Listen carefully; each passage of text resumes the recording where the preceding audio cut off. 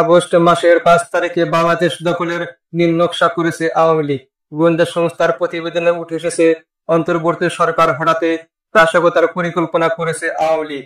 ভারতে বসে শেখ হাসিনা ও তার ঘনিষ্ঠরা এই পরিকল্পনা করেছে। দলীয় ক্যাডারদের ঢাকার বসুন্ধরা, গোপালগঞ্জে এবং ভারত সীমান্তবর্তী এলাকায় প্রশিক্ষণ দেওয়া হচ্ছে। পলাতক মুজিববাদী নেতাকর্মী, সাবেক আমলা ও আইন শৃঙ্খলা বাহিনীর কর্মকর্তারা এতে যুক্ত।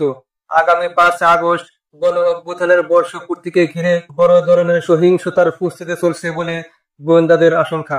গোয়েন্দা সূত্র জানায়, ফ্যাসিবাদী দলটি নেতা কর্মীদের শোকের আবহে সংঘবদ্ধ করে আন্দোলনের নামে সরকারকে চূড়ান্তভাবে আঘাত হানতে চায়। 2024 সালের 5 আগস্টের মতো অস্থিরতা তৈরির নির্দেশ দিয়েছেন শেখ হাসিনা। এজন্য সন্ত্রাসে পারদর্শী এবং নিয়োজিত প্রাণ আওয়ামী কর্মীদের বাছাই করা হয়েছে। বিশ্বের বিভিন্ন দেশে থাকা আওয়ামীপন্থী সাবেক মন্ত্রী, এমপি ও নেতাদের ভারতে ডেকে পাঠানো হয়েছে। সেখানে চূড়ান্ত নির্দেশনা দেওয়া হচ্ছে, ঢাকা সহ সব সিটিতে একজন করে দায়িত্বপ্রাপ্ত নেতা থাকবেন, যারা তথাকথিত আন্দোলন পরিচালনার নামে নাশকতা চালাবেন। ঢাকায় নাশকতার দায়িত্ব রয়েছেন পলাতক সাবেক স্বরাষ্ট্রমন্ত্রী আসাদুজ্জামান খান কামাল, যিনি ইতিমধ্যে তার বাহিনী গঠন করেছেন। কারিগরি সহায়তা দিচ্ছেন ভারতে পলাতক সাবেক এসবি প্রধান মনিরুল ইসলাম। দিল্লিতে অবস্থানরত পলাতক অবসরপ্রাপ্ত লেফটেন্যান্ট জেনারেল মুজিবুর রহমান, যিনি ভারতের গোয়েন্দা সংস্থা র এর ঘনিষ্ঠ।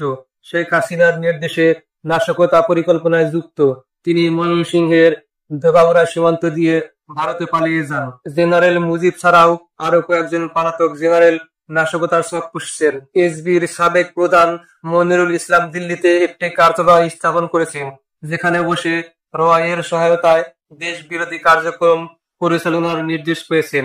পুরো তৎপরতার তদারক করছেন জেনারেল মুজিব ও মনিরুল ইসলাম। গোয়েন্দা প্রতিবেদনে উঠে এসেছে, দেশে অবস্থানরত সাবেক ও বর্তমান কিছু পুলিশ কর্মকর্তার তত্ত্বাবধানে আওয়ামী ক্যাডারদের প্রশিক্ষণ দেওয়া হচ্ছে। তাদের লক্ষ্য হিট অ্যান্ড রান কৌশলে বিশৃঙ্খলা সৃষ্টি ও সরকার পতনের পথ প্রশস্ত করা। সাবেক আইজিপি বেনজির আহমেদের পাশ হওয়া অডিও বার্তায় দাবি করা হয়, 16 বছরের আওয়ামী লীগ অনেক অফিসার নিয়োগ দিয়েছে, যারা সময় মতো বন্দুকের নল ঘুরিয়ে দিবে। ঢাকার বসুন্ধরায় এনজিও প্রশিক্ষণের নামে 4 শতাধিক কর্মীকে নাশকতার প্রশিক্ষণ দেওয়া হয়। আইন শৃঙ্খলা বাহিনী ইতিমধ্যে গোপালগঞ্জ ও ছাত্রলীগ সংশ্লিষ্ট 2 জনকে গ্রেপ্তার করেছে। সাম্প্রতিক সচিবালয়ে হামলা ও শাহবাগ দখলের পরিকল্পনার সঙ্গে বিদেশি নেতাদের অনলাইন যোগাযোগের প্রমাণ মিলেছে। ফান্ডিং এর জন্য হুন্ডির মাধ্যমে ভারত থেকে অর্থ আসছে এবং সামিট গ্রুপের মালিক আজিজ খানকে বিদেশি অর্থ ব্যবস্থাপনার দায়িত্ব দেওয়া হয়েছে। আইন শৃঙ্খলা বাহিনী জানিয়েছে, দেশ বিরোধী ষড়যন্ত্র মোকাবিলায় তারা সর্বদা প্রস্তুত রয়েছে।